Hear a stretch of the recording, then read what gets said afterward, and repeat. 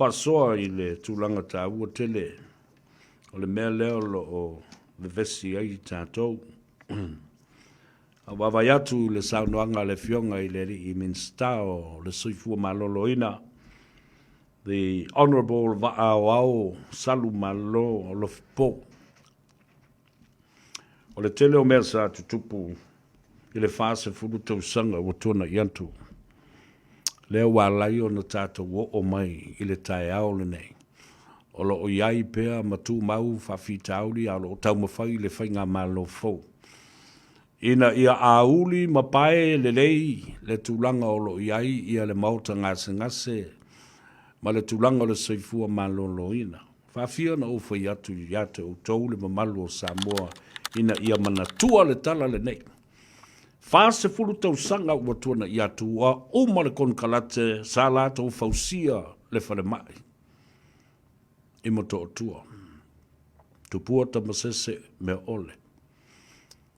E whapena fo isi falemai whai tu malo ai pei o ia. O le falemai au tu e a ngai uma iai. The main National Public Hospital of Samoa in moto o tua. Nana uma tuao le teimi wa mai ala ngā ruenga konkalate. O na tuua ia lea whapea i le tele o nei tausanga. La ina te muia, savilingia, tutulu, ma fo e le vali, le aini whai tutoa. O ai e tua i e nei mea.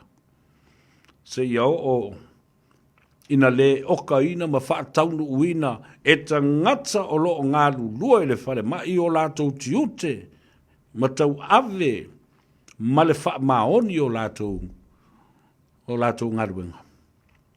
On mea nantu. There was no service plan, no maintenance plan. Tu whau ai lava whapena. Nau ni nai tama i ngā ruenga fo i lele e oi whai. Ia whapena fo le tūlanga pangatia. Sa iai le whasosoa ina o tupe maua mai i le tātou tenders board. Ma le lea ambi o tonu o mea na whaia fo i le nāwai tau. Ua tau ma se tasi e tau o ne ai. Nā tau te maua ina kon kalate ma ngā ruenga ma tupe maua mai. I tau o whonga ma le mata ngā ruenga nā tau te whasosoa ina ngā ruenga le malo. Oi la e tau te tua i ai. Oi la le e tau te whaitio nei ai. O tau. Tau no tau no whanofo i nā. Le ai se maintenance plan. O se tūlanga e toi siaki whaalele iai. Tō tonga ma anu fale o le fale. Ma fafo o le fale. Le tau walunga o le fale. Le tino o le fale. Whatatia ia whapena. A oi auna matafa ioi nei. Oi ua le ai ia se tūlanga e apa iai e o mai e mawhai ona toi whaatino le ato ina whaalele.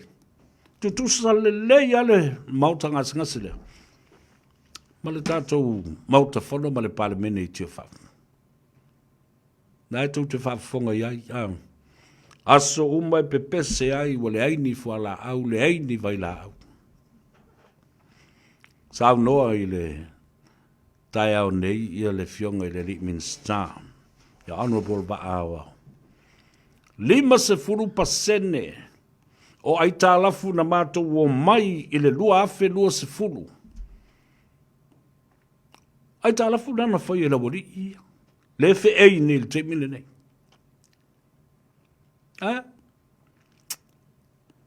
Lea ua pasi ma le 5% talu o na tutongi ai talafuna. Ai le sau noanga fo e le minsta ai mese le pulasiri o le falemai sa iai le vai taimilea. Le fionga ia ai ono Dr. Ekeroma, Alec Ekeroma. O to tonu o le mauta ngase malema tanga luenga le soifua manolo ina. E iai i la tau o le la tau tiute malema tafa ioi o le oka ina o fualaau nei.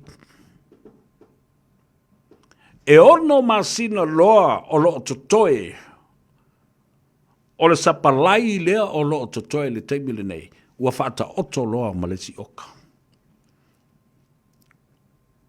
So when there is 6 months supply that is left of all the medicine that we have now, there are people that this is their job to do. And why did they do it? Why? La mo lato le whai ai mau stai, ma wha maoni lato tiute, le la ua tau lenga I nato I istangata I ua muri mai. Who? Who do you blame? Ya, na, tangata malava pongi sa ma muri. Ina ua le tu malo le chapipi. Wa nei mea sa tanu lilo. Mau fiofi wha manunga se le ia se pisa I nei mea. Ai le whatua tō pisa nei a na waleanga mea ia oko. Ai tu wai loa, sei lingo sei si. E tu wai I ai. Haftai tele lau fionga le minsta. Sau no manino la vane nei. Ai tā la futu ua ia na whai mai le tō whāse furu tau sanga o tōna iatu. Nala me tō te pisa, tō te fiu e whe ei le mea le nao le falemai. Malele ai o ne fualaau, e to e fo I mātu lava I o tō mata. Malu mā whale o le tō whale. Ai sea, o tō na whaia mea ia. Au al popoto e tau tu wai. Ioe. O sa sawa o pu tātou talanoa mwhāsoa I ai. Wa manino le mata le vai. O tō lava na whaia mea nei. And now you're looking for a scapegoat. To throw this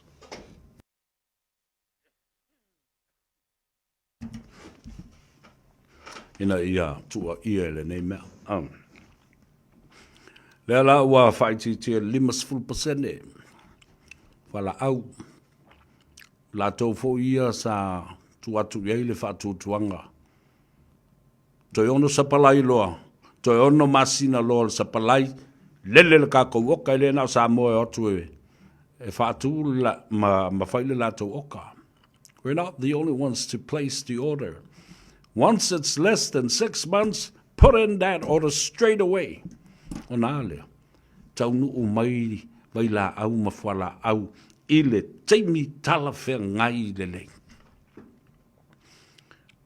Aia, whawhia no raunga le mataupule nei.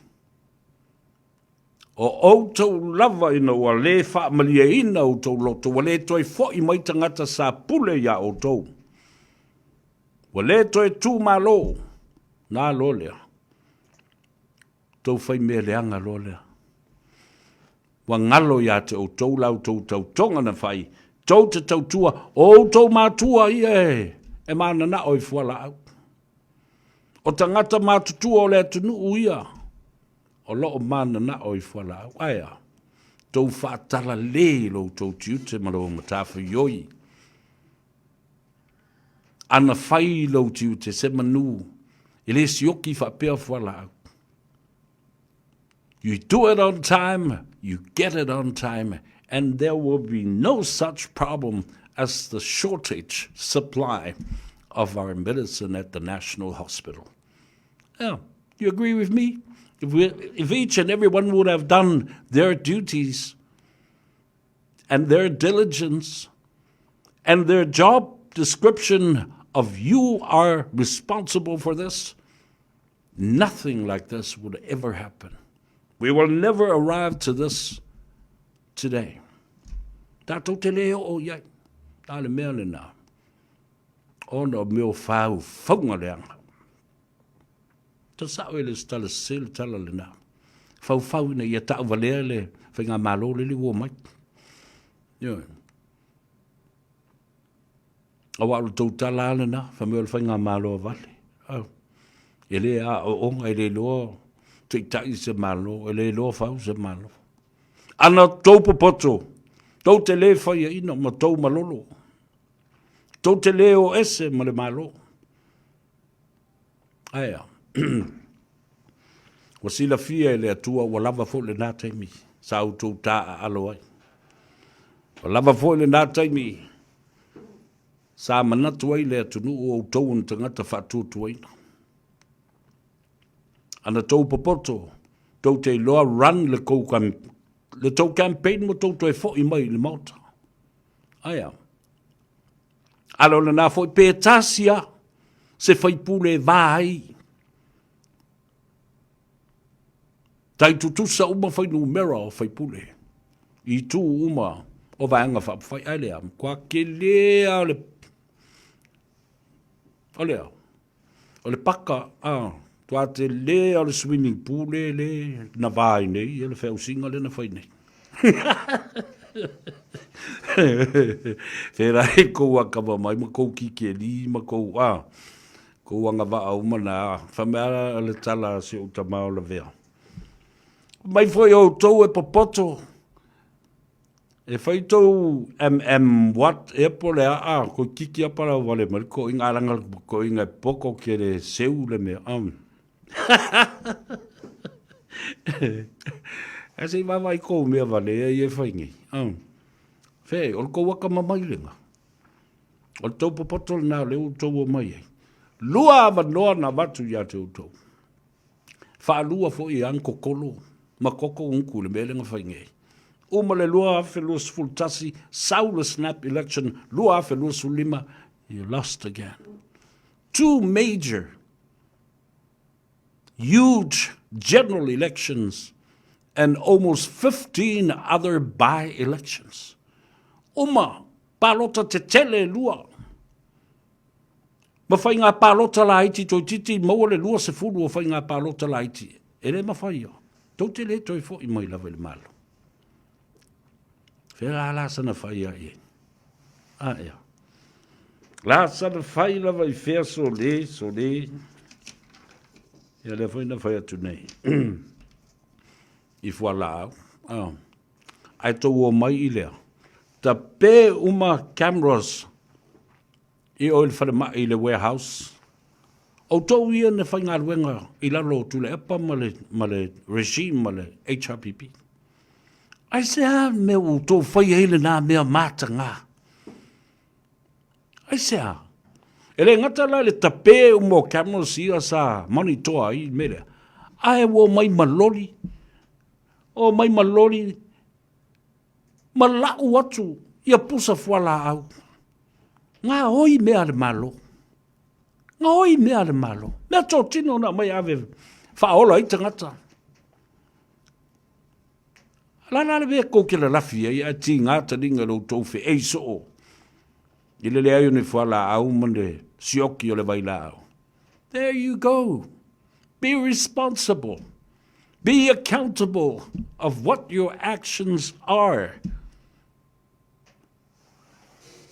Blame yourselves and do something about it.